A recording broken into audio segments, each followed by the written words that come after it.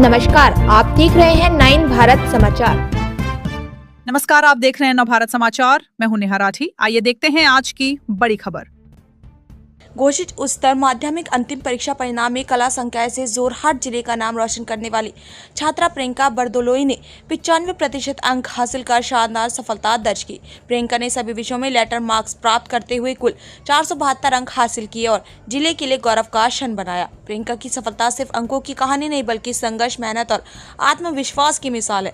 बेहद गरीब परिवार से आने वाली प्रियंका अपने माता पिता से दूर रहकर उत्तर पश्चिम जोरहाट के मनाईमाझी गांव में अपनी बुआ के घर रहकर स्थानीय मालुआली उच्चतर माध्यमिक विद्यालय में पढ़ाई कर रही थी। परिणाम आने के बाद भावुक प्रियंका ने पत्रकारों से कहा कि वे अच्छे अंकों से खुश हैं, लेकिन उन्हें इससे बेहतर परिणाम की उम्मीद थी।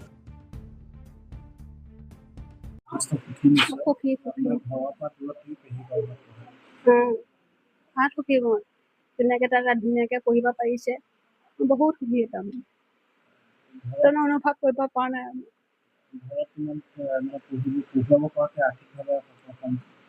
নহয় তাৰমানে সেইটো কাৰণে ইয়াতে পঢ়াই শিকাব হ'ব। মামা ঘৰ অৰিজিনেল সোণাই গাঁও, তাতে নহয় কাকতি গাঁৱত থাকো ভাড়া ঘৰলৈ। নিজৰ ঘৰ নাই, ভাড়া লৈ থাকো। আপুনি ক'ৰ? মই না আপুনি কি কৰে? মই মানুহৰ দুঘৰত কৰোঁ কাম। দেউতাকে একো নকৰে, আগতে কৰিছিলে, এতিয়া একো নকৰে। তাৰ অসুস্থ অকণমান, গাটো ভাল নহয়, সেইটো কাৰণে মই ঘৰ চলাব লাগে।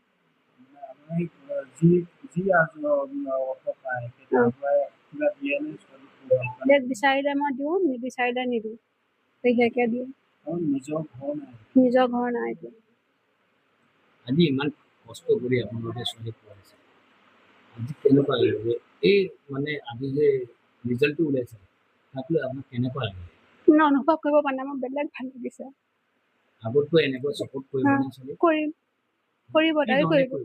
মানে তেওঁ IPS হ'বলৈ বিচাৰিছে, সেইটো কাৰণে আপুনি কি ভাবিছে? মই বহুত পাৰিলে দিম কিবা এটা আৰু পৰাপক্ষত।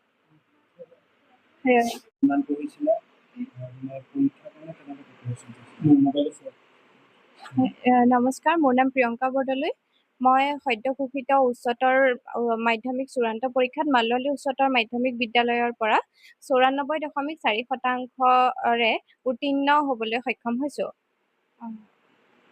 মই ডেইলি আপোনাৰ কোনো টাইম নাছিলে যে মই ইমান ঘণ্টাই পঢ়োঁ, কিন্তু মই যেতিয়া সময় পাইছিলোঁ তেতিয়া পঢ়িছিলোঁ। ৰাতিপুৱা আৰু গধূলিৰ টাইমৰ পৰা মই ৰেগুলাৰ পঢ়িছিলোঁ সেইটো, আৰু যেতিয়া স্কুল বন্ধ থাকে তেতিয়া মই দিনতো পঢ়িছিলোঁ।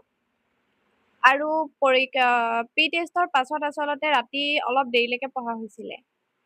আৰু বাকী সেইখিনি, ইয়াৰ পাছত এতিয়া মই গ্ৰেজুৱেশ্যন কৰিম, তাৰ পাছত ভাবিছোঁ।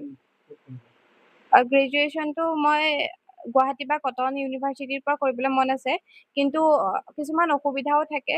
তেতিয়া চাগে মই মানে জগন্নাথ বৰুৱা ইউনিভাৰ্চিটিখনো ভাল, আমাৰ যোৰহাটতে আছে, তেতিয়া তাৰ পৰা আৰ্টছৰ মই হয়। মেজৰ মই ইকনমিক্স বা হিষ্ট্ৰীত ল'ম।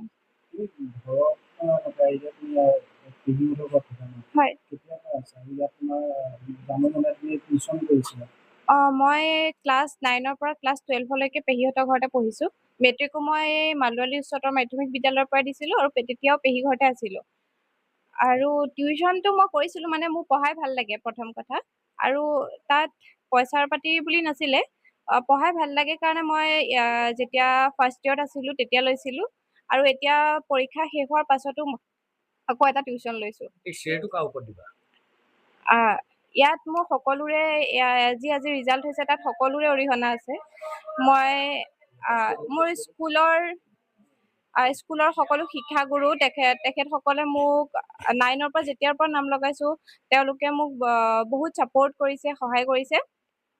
লগতে মই পেহীহঁতৰ ঘৰত থাকোঁ, পেহীহঁতেতো মানে বহুতখিনিয়ে সহায় কৰিছে, আৰু মা দেউতাৰ সহায়টো কেতিয়াও নকৰিব নোৱাৰোৱেই। প্ৰথমতে মই এজন ভাল মানুহ হ'ব বিচাৰোঁ, দেশৰ সুনাগৰিক, আৰু বৃত্তি হিচাপে মই চিভিল ছাৰ্ভিচত জইন কৰিব বিচাৰোঁ। চিভিল ছাৰ্ভিচত আপুনি জইন কৰিব বিচাৰে? হয়। কি লাইনত যাব বিচাৰে? চিভিলতো বহুত লাইন থাকে। হয়, মই IAS অফিচাৰ হ'ব বিচাৰোঁ, আৰু ACS অফিচাৰো মানে মন আছে মানে দুইটা ভাৰতীয় প্ৰশাসনিক সেৱা আৰু মানে ফাৰ্ষ্ট প্ৰিফাৰেঞ্চটো ভাৰতীয় প্ৰশাসনিক সেৱা